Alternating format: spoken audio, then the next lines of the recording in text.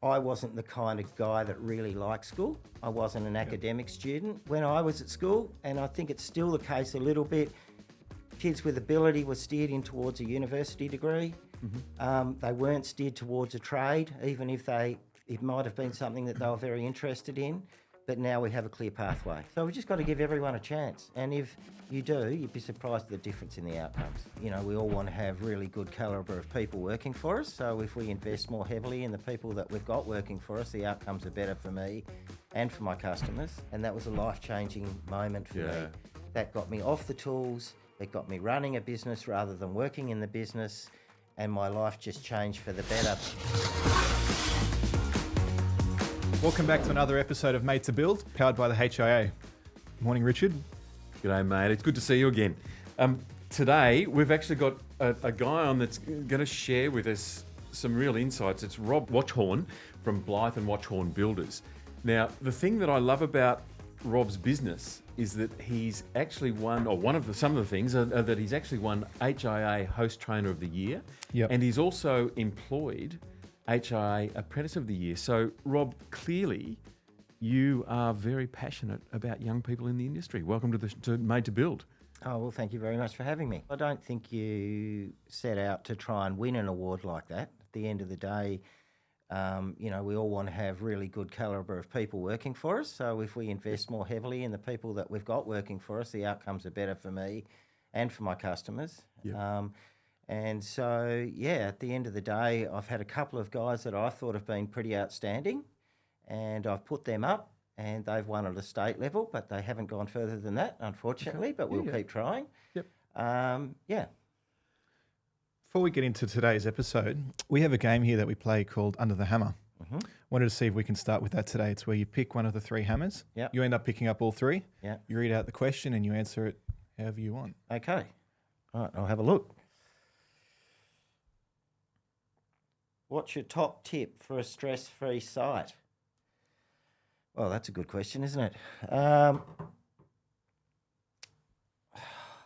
Look, we have various rules on site. So we like our sites to be tidy all the time.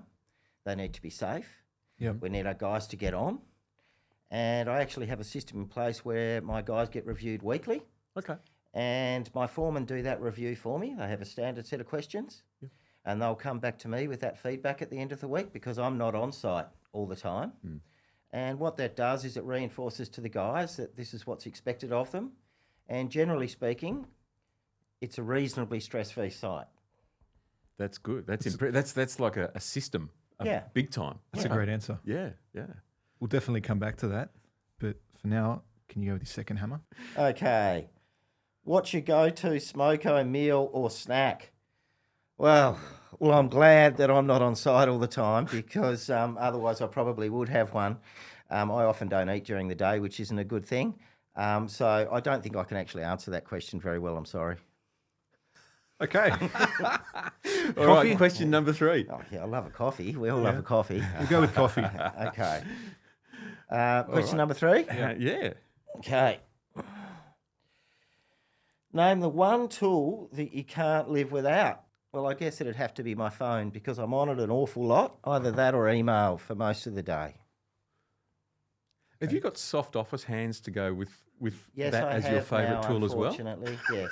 Should we compare them with yours, Richard? Yeah, well, hey, I don't want to yeah. we don't want to do that. So, yeah, but look, Go on. Going back to that first question that we had on that first hammer, where you have your supervisors reviewing your apprentices weekly. Does that extend out to your tradespeople as well? No, not really. So all of my tradies or my subcontractors are aware of our core values and the way we want to do things. And most of them have worked with us for numerous years, and we like to continue to use those people for that reason because they really fit within our team. Yeah. They provide really exceptional service. They're all polite. They do their best to do the best job that they possibly can. Yeah. And those sorts of things really work within our ethos. Yep. So to get just to drill into that a little bit more, to get good results from the people that you employ or that you work with, you've got to give them the goalposts. You've got to give them really clear goalposts. Yep. And one of the things that you talked about just a moment ago was really that Q&A that your foremans do with people on site. How does that go when you're working with younger people, say in Gen Z or people who are apprentices or whatever it may be? How does that go there? Do you tweak that, or do you find that the goalposts are still the same, or it's communicated in a different way? Like how do you switch it up for that particular group? So we have two lots of scoring, I guess you could say. Okay. So I have a scorecard that goes out every week. All the foremen submit that back to me at the end of the week, and they're basically scoring the carpenters and apprentices that are on site on a heap of different stuff. Yep. And they score, appropriately to their level. Yes. I then get that information back, and without that information, I really don't know how these guys are going day to day. If there's an issue or someone scores low, then I'll get them in and we'll have a chat and we'll try and work out what's going on. Can you tell us what you're scoring off? The questions or... Yeah, like what are your supervisors looking at? Well, so they have a score, they have a sheet. I'm not going to tell you what all the questions are, but they have a sheet. It's everything from doing the job once, considering clients' needs and expectations, safe work site, all of those sorts of things. And then we also have all our core values listed there as well, and they get scored on those as well. Yep. And then I do a scorecard for the foreman. So every Friday, I'll go around the jobs on a Friday, look at all the jobs, chat with the clients if I need to chat to them, and I score the foreman. And then at the end of the year, we have a series of prizes. So at the end of the year, there will be a foreman of the year, there'll be an apprentice or carpenter of the year, and there'll also be a most improved. Awesome. So it's not just about who might be the best, it's really about who's improving the most. Yep. And to me, the most improved is more important than who's the best carpenter or who's the best foreman of the year. And it keeps them engaged and it gives them something to work towards. And then they have a cash prize and they can spend that on whatever they want. Doesn't need to be a tool. You know, I've bought motorbike helmets, I've bought jackets, I've bought hire cars when someone's gone on a soccer trip and they've had to provide the transport for the trip. All that sort of thing. And it's just a system that really works. And what it does is it means that I'm aware and I'm in touch with my guys. Whereas otherwise, and I'm sitting in the office all day and I'm only going around the jobs once a week, I really would have no clue. Yeah. That's really impressive the way you've tiered it, but you've also married it into you've sort of gamified it. Yeah. Given them something to aim for. Yeah. And it really is it's a tool that helps their progression. Yep. How did they respond to that when you implemented it? When I first implemented it, I think there was probably a bit of resistance. The foreman didn't really want to be scoring the other guys that were on site. I think they may have felt a bit uncomfortable with it. But as time's gone by, it's just something we do, and everybody really likes it because at the end of the day, they want the money at the end of the year, and it's another thing. And it's not just about the money either; it's about recognition. So the younger guys, the apprentices and the carpenters, to be regarded by their peers as being the most improved for the year is a real feather in their cap, and they really wear it with pride. Yeah, and I think it's in a builder's nature to pursue a really clear brief so that you can deliver a really clean outcome. Yes. And I think what you're fundamentally doing is helping all the guys on site and girls understand exactly what's required and just making those goalposts clear. That's right. Yeah. Does it assist in maintaining a certain level of professionalism? Oh, definitely. Aside from your supervisors falling into the trap of becoming more so friends? Definitely. I think if there was no accountability and there was no communication that was important, then everyone would just be drifting along. Yeah. So I'm sure it has. It's made a big difference. But for me, it's more about knowing how my guys are going on a day-to-day basis, being able to stay in touch with them and then get them in if and when they need help with things. And sometimes it might not necessarily be something at work, but that might be reflecting in some of the scores that they're getting for different things. If someone suddenly drops, and then I'm in tune with them and a problem that they might have and that they might need help sorting out that might not necessarily be work-related. And in doing that, it's building a much better relationship between me and my guys. Yeah, great.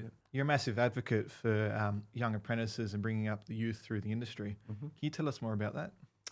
Sure. Well, I've been involved in the youthBuild program now since 2018 when I was asked to chair the committee in Tasmania. So Okay. I was the chair of the Tasmanian youthBuild committee. Yep. It's a program that we run in Tassie, and I think there are a couple of other states that it has been run in. When I first took it over, it was probably getting towards the end of, I guess, its lifespan in the format that it was in previously, in that we had a relationship with a college. That relationship really just involved kids coming in from a few schools in the area and doing a trade program, really, but it didn't count for their syllabus. The maths and English wasn't tailored towards the industry at all, and it was really losing its popularity. The college had started to lose their enthusiasm for the project, and the numbers were starting to dwindle. Yep. So it was obvious that we needed to revamp it, make it more modern, try and integrate it into the school system more. And that's pretty much what we've done with the help of the Education Department, some partnerships with other trades within our industry, and obviously it's all driven by the HIA. So how old are these kids that are doing this youth build? They're year 9 and 10.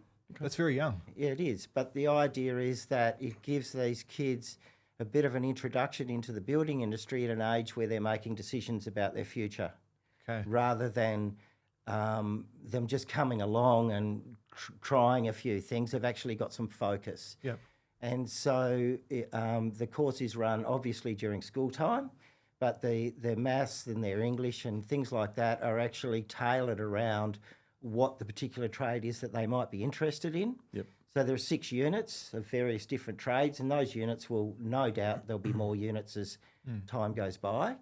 And what it's doing is it's giving kids a chance to see if they actually enjoy or find it interesting or want to continue on doing these sorts of things, Yep. rather than them walking into an apprenticeship, trying something, going, oh, it's not really for me, and they drop out, and then they're floundering around looking for something else. So it's providing them with some enthusiasm, really. So does Tasmania do vet courses as well? Yes, we do, and we have HIA has an apprenticeship group scheme as well. Yep. So we've really got a system now where it goes from years 9 and 10. Yep. Then Youth they build? could, yes, at youthBuild. Yep. And then if they want to, they could then go on and do a vet course. They could then start on an apprenticeship. Yeah. And then the HIA also offers a Cert 4 as well. So really we've got a whole system now that can take kids from being a year 9 student, having some interest in the industry, and if they really like to, it can follow them all the way right through until they get their builder's licence. Wow. So it's a pathway. It's Yeah, great. so really clear pathway, something that we haven't had before. I guess I'm a bit passionate about this because I wasn't the kind of guy that really liked school. I wasn't an academic student. And over time, I watched kids like me drop out because they didn't have a clear pathway. Yeah. And when I was at school, and I think it's still the case a little bit, kids with ability were steered in towards a university degree. They weren't steered towards a trade, even if it might have been something that they were very interested in. But now we have a clear pathway.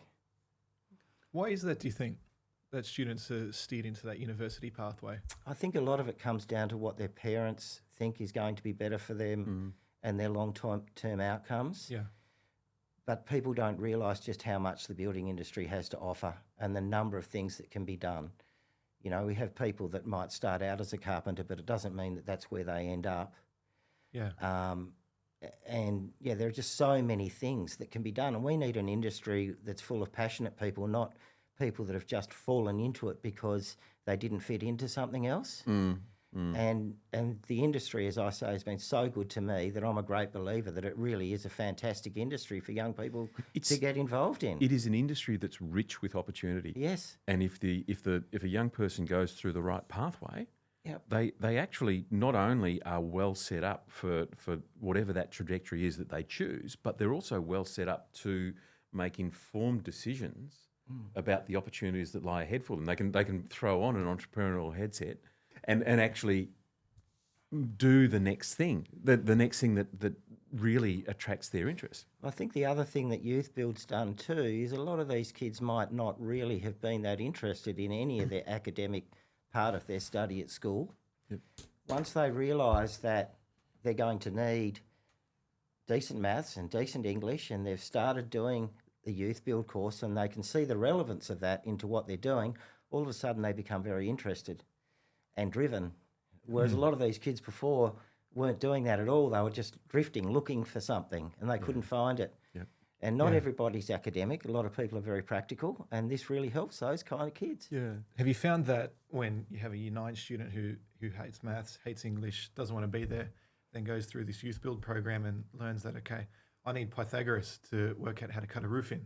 Yeah. Do you think that's when the penny really drops and it clicks for them? Yes, definitely. And it's made a big difference to attendance rates in certain schools and things like that, where kids weren't turning up a lot of the time, which is absolutely terrible, but they find themselves entering a course like this and all of a sudden they want to be at school and the attendance rates are up and the outcomes are better for the kids, the outcomes are better for the school, the community, the industry. It's all very positive, I think. Yeah. Yeah, wow. And for builders listening to this, in terms of when we're actually talking about finding the right people to, the right apprentices to come into roles, what would be your advice to them in terms of the sorts of attributes that they're looking for? Well, obviously you want someone that wants to be there. So if a kid has done a youthBuild course and then maybe gone on and done a pre-vocational course or a vet course, then they're very interested and they've also got a grounding. And so the chances of them staying with you and not getting 6 months into their apprenticeship and then deciding that they were going to go somewhere else is very high. So I have mature age apprentices myself and apprentices that have come out of Year 12 and an apprentice that's come out of Year 10 or have had previously. And it's all about whether they're keen. If they're keen, everything will just happen. Yeah. They're keen, they're looked after, they're made to feel like they're part of your building environment and part of your team. I've never had an apprentice leave. I've never had an apprentice not finish their apprenticeship. That's good. So that's quite a diverse range of apprentices that you're taking on. What do you notice between, say, a Year 10 student leaving school, someone who's finished Year 12 and then a mature age who might be in their 30s? Well, they're all different, aren't they? Do you employ them for different reasons? No, I think I employ an apprentice when I need one. So I like to keep a balanced workforce. Yep. There's no good in having, 6 foremen. Yeah. So we have to have, I have 4 foremen, and then I'll have 4 carpenters, and then I'll have 2 or 3 apprentices. And then what that means is that on every job site we might have an apprentice, a carpenter and a foreman. The apprentice has got people to teach them and to feel like they're part of their team. But when I go to put on an apprentice, I don't go looking for a mature-aged apprentice or a young guy. I really just go looking for an apprentice and see what's out there and then make a decision based on what my choices are. And I've had some great mature-aged apprentices, but then mature-aged apprentices are more expensive to employ, significantly more expensive to employ. Some of them are maybe a little bit set in their ways. They're not as easy to mould as a younger person. Yep. I think a younger person is easier to mould, but they're not as mature. If you were thinking about the I shouldn't say the pros and cons, but the common theme that comes through is that you focus very heavily on the attitude of the individual when you're looking at the way you recruit them. Yes, definitely. They have to be able to fit into the team. Yeah. And then I involve my guys in the selection process too. They all have a 3-month probationary period. Yep. So I'm able to, the scorecards come in really handy again because on a weekly basis I'm getting a report on how these guys are going. Yep. Then I talk to my foreman about it because ultimately they're the people that really help make the decision as to whether or not these guys continue on. So you're empowering the foreman to make the selection as part of the process. So that's great. Yes. Yeah. What would you say to builders who are wary of hiring someone at Year 10 who's just left school? Because it's a big commitment to commit to an apprentice. Yeah. Even though there is a 3-month probationary period. Yeah. right at the very start, you're going to get a pretty good idea about whether they're keen, Yeah. whether this is something, a career choice that they're making for their lifetime, or if it's just something that they're wanting to do because they're not sure what else they want to do. Yeah. Well, if they're not sure if that's the case, to be honest, I don't think they're going to fit in, and I don't think they've got what it takes. They need to want to work in the industry and know that this is their career of choice. And if they do and they're supported, you know, we all have kids that maybe aren't the ideal one, but over a period of time, they blossom and they do learn. really well. Yeah. But it takes time. Some of them are great right from the very start. I've had others which have taken 2 or 3 years to actually get to a stage where I can really see that they're going to do well. I've had others that have got into their last year and have dropped their bundle and had to bring them in and give them a pep talk and say, you know, you've got 6 months left. I want you to be the best tradesman you can be when you finish your apprenticeship. What do we need to do? Yep. And they've got the answers. Yep. More often than not. And the answers really need to come from them. And then they succeed. When it comes to that, I mean, the whole conversation around managing people, and we've talked about the scorecard system and that sort of thing. How else can you support somebody who's new to the industry, or support a young person who's coming into the industry as an employer? So how do you execute the kids that? themselves need to feel supported at work. Yep. So they need to be supported in their team. Yep. And there will be times when you put on an apprentice and maybe they're not the right person for the job, but during that 3-month period, they need to feel supported and valued at work. Yep. So I've had instances where I've put an apprentice on, I've got one particular tradesman perhaps giving them a bit of a hard time. That comes back to me through my foreman. I've got to actually get that person in who might have been a member of my team for many years and explain to them that, you know, when they started out, this is how they were, and if they'd been treated in that way, then they wouldn't have fitted in, or they wouldn't have felt like they were fitting in. Yeah. So we've just got to give everyone a chance, and if you do, you'd be surprised at the difference in the outcomes. Yeah, so it sounds like you're working very hard at fostering a culture. Yes. Yeah. We have to. Everybody has to want to come to work every day. Yep. If they don't want to come to work every day, as we know, we have one person that doesn't want to come to work, and that spreads throughout your team. Cancerous. Yes, and then before you know it, there's 2 or 3 that are chatting about the same things at lunchtime and, you know, bad-mouthing their foreman or whatever it might be, and that just needs to be nipped in the bud, and then occasionally a hard decision needs to be made. How do you go about making those hard decisions? They're not easy. It's very easy to put people on. It's very hard to put people off. Yeah. But every time I've had to put someone off, I've worried about what the impact is going to be. And after doing it, the only regrets I've ever had is that I hadn't done it sooner. Because the outcome for the rest of the team is always positive. On the back of supporting your apprentices and supporting even your tradespeople and your foremen, how do you deal with workplace bullying? I don't have a lot of it. I've explained an instance which has happened in the past. It's just a matter of getting that person in and talking through it with them and explaining to them the impact of their flippant behaviour on another person, and asking them how that would have made them feel when they were at the same stage in their employment as that apprentice may have been. And I think when you ask that question, that person's almost embarrassed because, once again, they know the answer to the question and it stops. And if it doesn't stop, well, then it needs to be dealt with, and that might be that person needs to go. I'm just wondering if we can shift gears a little bit. And as you know, there's a real skills shortage in terms of the number of people available to be recruited into the industry, the amount of interest in the industry and that sort of thing. What's been your experience with skills and skills shortages and recruiting those sorts of people? Yeah, I think it's difficult to find really good candidates for an apprenticeship. There are a lot of people out there, but it's a matter of finding the right ones. I think the youthBuild course that we run in Tassie is something that's really starting to shift that.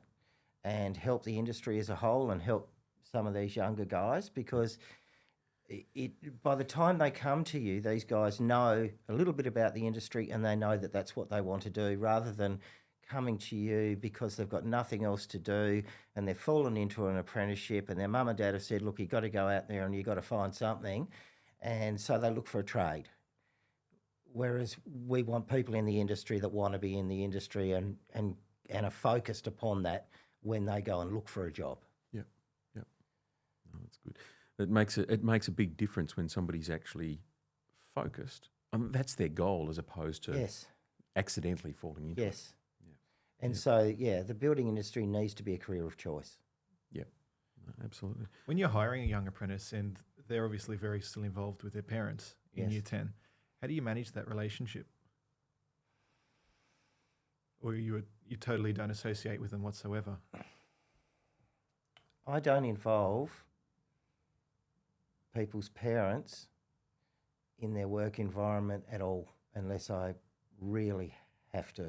Mm-hmm. I think it's really important that your employees know that your loyalty is with them, and that you should be able to talk through all myriad of issues should they arise with the employee and overcome them. I think if you start going to their parents with problems and things, you're going behind their back, and it's not really a work environment anymore. It's almost like they're back at school. And I just don't think it's healthy. When someone decides to join the industry, what sort of impact do parents' opinions have around that? You know, the attitudes of the parents. Oh, well, I think the parents' opinions for young people joining the industry in a lot of instances means a lot, because their parents are steering their kids in a direction that they believe is going to be positive for them. So if I go back to this youthBuild program again, when we first started the youthBuild program, as I've earlier said, didn't count for their curriculum. Their maths and English that they were doing as part of that study, I guess by the parents was probably seen as a bit of a waste of time, because they were just getting a taster. It didn't really count towards any of their schooling. And so it was like an excursion one day a week. Yeah. Whereas now we have this system which has got steps all the way through. They can study the youthBuild program in years 9 and 10. They can then go on and do a vet course. They can then go on to be an HI apprentice, and then they can go on and do their Cert 4. And so now that we have this holistic approach, what we're doing is we're changing parents' attitudes, and they can see that their kids can be supported through this. It's not just a matter of finishing grade 10, sending them off to a tradesperson and hoping for the best and that everything's going to work out for their kids, because I don't think that they have a lot of confidence that it will. It's not a good recipe. No. Yeah. But things are becoming different now, and I think that's really important. Yep. Is this all pushed and funded by the individual schools or by the government as a whole? No, it's a collaborative approach. So the HIA have got this program up and running. Yep. The state government and the Education Department have become heavily involved. The Education Department have helped put programs together, the maths and literacy components and things. Yep. They've integrated it into their syllabus, which is a bit of a first, really. Then we have tradespeople, which are members of the HIA, that can offer work experience if need be. Mm-hmm. And now we have the state government seeing what a success this is being and how it really is starting to change lives and how good it is for the industry and the community as a whole. And now we've been successful in securing significant funding from the state government, so much so that it's enabled us to have someone employed in a full-time position to manage and run the course, and now it's starting to get legs. Is that helping alleviate the trade shortage at all, you think? Yes, but I think it will be some time before it has a big impact on it, because we're talking about year 9 and 10 kids. We've just received $800,000 in state government funding, which is paying for this resource, and it's also paying for materials and other things, and it's giving the opportunity for the course to go from something that was having a minimal impact to something that really is having a larger impact. So we've got a couple of hundred kids in Tassie going through the course at the moment, Fantastic. and we want to have thousands. Yeah, yeah. And I think once it starts to get those legs, and you've got to understand these kids are in 9 and 10, so, it's straight away, it's 2 years before they start entering the industry. Yeah. I'm a strong believer that we really are going to see the tide turn a little bit. Yeah. So you mentioned hundreds of kids. Yep. How do we make it so that thousands of kids are getting on board to join this industry? Well, it's a bit about the resource. I mean, when we first started this program, it was a case of developing some basic programs, Yeah. providing the schools with some materials and an outline of what we were hoping they would be able to do, and then hoping for the best. Okay. Whereas now that we have this funding, we have a full-time resource. Yeah. We're putting video demonstrations together and things for some of the schools that might not have someone that's able to run the program adequately within the school. Yeah. They've got much better resources, and the whole thing is just becoming a lot more professional, and we're ticking all the boxes so that people aren't falling off and things aren't really going awry like they perhaps could have done before. Yeah. Have you? I don't know if it's too early to have done this, but have you been able to gather any data on retention in the industry based on those who have done the course? It's very difficult because because it's run through schools now. Yep. That data really needs to come back through Yeah. the DCEP, the Department of Education, and it's not really because they hold this information very closely. Yep. What we would, and it's a matter of them being able to stay in touch with these kids after they've left school. Yeah. So they don't want to then. They really aren't very helpful in giving us that information. Privacy issues, I we're imagine. hoping that over time that will improve because we really want to know where these kids end up. Yeah. How many of them do go into a trade? Do they go into architecture? That's another unit that we're starting to develop a course for. So it's not just about the trades, it's about the industry as a whole. Yep. But we're really hoping that we see long-term positive things happening here, not just, straight after school for a period of a couple of years. Yep. So what, in terms of younger people who are thinking about, moving into the trades and developing their skill sets there, what advice would you give them in terms of creating that journey forward? I think they really need to do some homework. Try and work out what area of the industry they'd like to be involved in. Yep. Do they have passions around things that they can see would be relevant depending on which trade they go into, what area of their industry they go into, and then go and get some experience. Do some work experience, sign up and do a youthBuild course. Find out more about it and then decide on what you want to do. Don't just drift into it and go with the first thing that comes your way. Because at the end of the day, you need to enjoy what you do every day, and if you do, you'll be passionate about it and you'll succeed. Yep. Rob, having spoken to quite a few builders on this podcast so far, the general consensus is that work ethic and your attitude are two of the most important things for apprentices coming through Yes. when you're signing them on. Yep. What would you say to that? Is that the same for you in your experience? Very much so. As Yeah. I said earlier, I want all of my guys to want to come to work every day. Yeah. And if they want to come to work every day, then my other carpenters and my foremen will want to be working with them because they're all sharing the same passion. They'll be progressing and they'll be a real asset to the team. So they need to have that. So, but let's say you get someone who's very detail oriented. Yes. And they can measure things perfectly within a few months. They know how to cut, they know how to use the tools, but they lack a bit of a work ethic. Can you teach that? To some degree, yes. I think if they're in an environment where everybody else has a good work ethic and they're all putting in, if they don't have that same work ethic, they're a drag on everybody, and it becomes very obvious to them that other people are starting to feel that way about them. So they're going to lift their game, and if they don't fit into the team once again. It's the old saying, isn't it? You've never really worked with someone until you've worked with them. Yes. So somebody can present wonderfully in an interview. They can present a great resume. They can, appear fantastic. But it's not until you're actually on site working with somebody and seeing how they work that you can get a sense of them. Yep, and that's the great thing about apprenticeships in our industry. all apprenticeships have a 3-month probationary period, Yep. and it gives the employer time to work out if the apprentice is the right fit for them, and it gives the apprentice time to work out if it's the right industry for them and if the employer is the right fit for them as well. And I have those quite in-depth conversations with apprentices during that period to make sure that it's reciprocal, because it won't work if it's one way or the other. Yep. You know, they have to feel like they want to be there, and we need to want them to be there as well. Yeah. It's got to work both ways. What inspired you to get so involved with younger apprentices?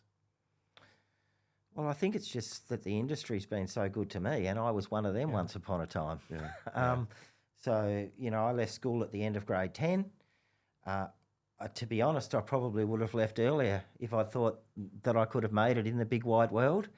I knew that there were 2 courses that I wanted my life to go in. I either wanted to get into building or I wanted to get into fishing. And I decided that building would suit what I wanted out of life better than the other option. And so I've become quite passionate, I guess, about offering other young people that opportunity because it has been so good for me.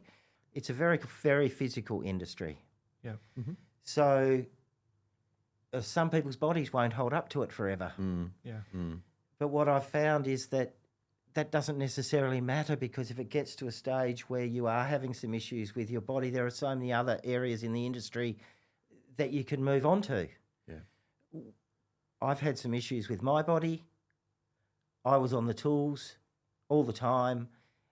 And to be honest, that was the best thing that could have happened for me, because I believe that at that stage, I believe people got me to come and do the work because they wanted my craftsmanship, my hands to be making whatever it was that they wanted. Yep. I had a back injury, and one of my clients at the time was also my surgeon, and I said to him, if I'm not on the tools anymore, will I still be doing your work? And he said, yes, you will, as long as you're overseeing it. And that was a life-changing moment for me. That got me off the tools. It got me running a business rather than working in the business, and my life just changed for the better. But I didn't have the confidence it's ridiculous, but I wouldn't have had the confidence to take that step unless I'd been forced to do it. And it actually worked out brilliantly for me. So you don't need to, you might come on as a carpenter, but it doesn't mean that you're going to be banging in nails for the rest of your life. Yep. It was a real mixed blessing. Yes. Rob, thanks for coming on Made to Build, mate. If people want to reach out and find out more about youthBuild or find out more about you or reach out to you, how can they do that? Is there a website or a email? Well, I've got a website. If you just Google blythewatchorn.com.au, and there's a page there that you can, put in an inquiry. That would probably be the best way to do it. And then that email will come straight through to me. And, I'll try and help you if I can. Fantastic. That's Great. awesome, mate. Thank you for coming on today. It's great talking It's a to you. pleasure. Thanks for having me. Right, really appreciate it. So that was Made to Build, and we'll look forward to seeing you in the next couple of weeks. Have a good day.